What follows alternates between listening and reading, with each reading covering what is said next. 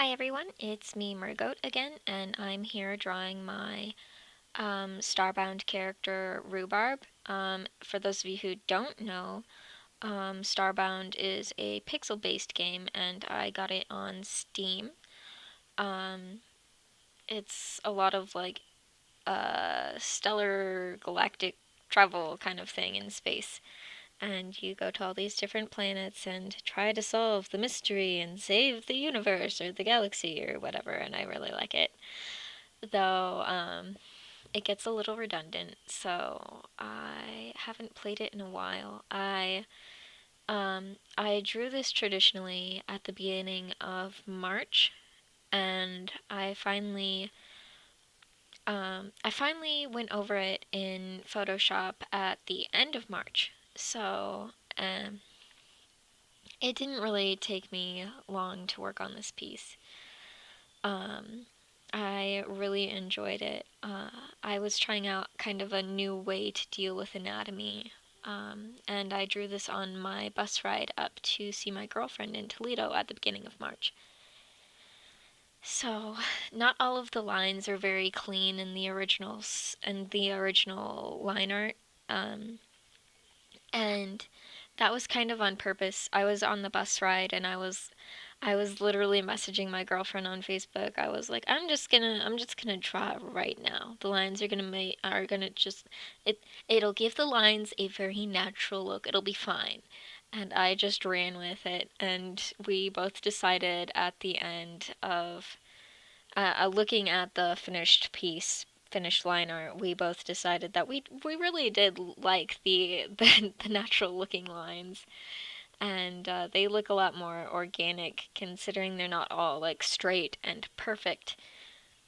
Um, a little bit ago, or you may have seen that I was going to go with purple for the headpiece because my Florin, which is the race this character is, my Florin actually has a purple flower on their head, but I decided to nix that and just keep the color palette a little more clean and go with a red instead. So I would deal with yellows and greens and reds.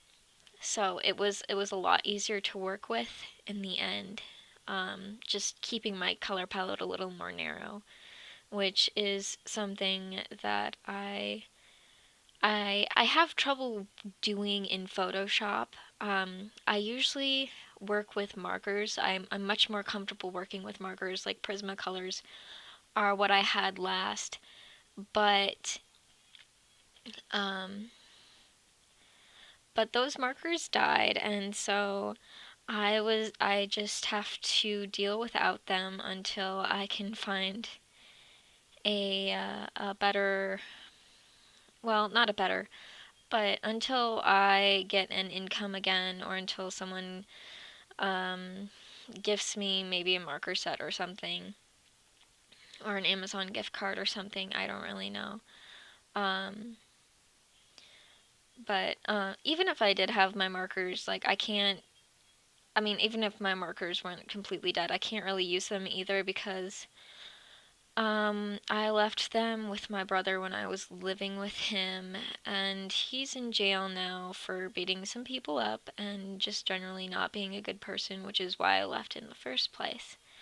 And so my father is now holding my stuff hostage because he's an asshole and a bastard.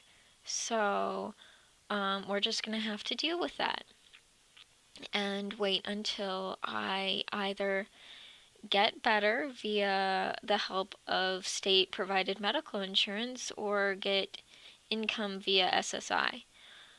So it's a lot of waiting for me. And so back to this image, I wanted to show texture in the sweater and also on the lines on the fabric on on the wooden sticks on my Florin's back. I can't remember if I said this before, but I did name my Florin Rhubarb. And I wanted to have a little bit more detail in this piece, so here I am drawing some yellow specks on her head flower. I can't remember the exact kind of flower that has those, but they're really they stink like death. They smell like death. They smell like a rotting corpse, I believe.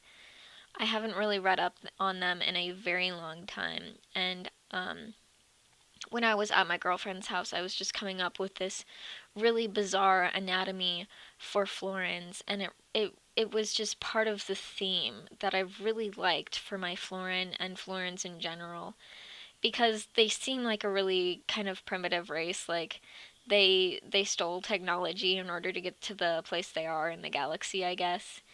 They're silly, and they kind of remind me of myself, I guess, because they're just they're very simple and enjoy things very simply. That doesn't really explain a lot, but I was also trying to do different things with the overlay here because I felt it was a really interesting way to shade is just to um, use really bright colors and then just change the uh, the layer type. I can't remember what I exactly went with. It was probably just an overlay. And it worked out really well. I was just most of this piece is me just messing around and trying to figure out what exactly I liked and what I didn't like. So it was an adventure. I did this after both of my swirly girly pieces that I already have up, and I did it before my Hellboy piece that I should have posted last week. Um, but I I really enjoyed the piece, and I enjoyed that I limited my color palette and then I kind of killed it when I did the background, which is just really bright and vivid patterns. Um, I'm not sure if anyone else is like this, but I have a hard time seeing colors after so long of just like looking. It'll all just like mesh into this brown. Not quite, but that's the best way I know how to word it.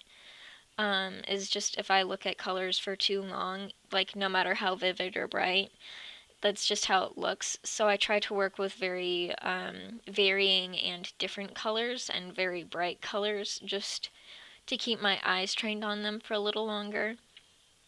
And it generally helps. And so if you ever wonder why I use really bright colors, it's just to help me focus working on my piece and because it's easier for me to see. And usually after so long of working on my piece, I'll start to get brighter and brighter because all the colors look really toned down to me and kind of ugly and just brownish and worn out, and like I'm not sure if that's normal or not. Hopefully I'll be seeing a doctor soon, so hopefully it helps. Now I tried to make like a traditional looking background, but ended up going with just a simple pattern with cacti that is just like one brush repeated over and over again in different sizes and different greens on a very bright and vivid red or pink background. Um, and Patterns are just something I'm really liking right now. So I'll probably play around with them a little more and see what I can do with them. Like really try and broaden my horizon there. And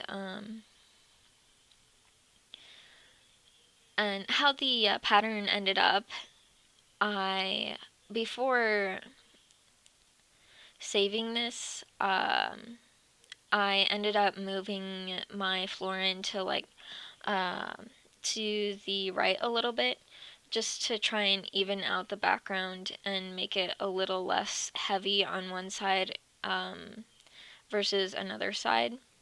So I centered it a little more, and I felt that that really helped make the painting less visually falling over to one side versus the other, because it's really oriented to one side on based on how I drew my Florin.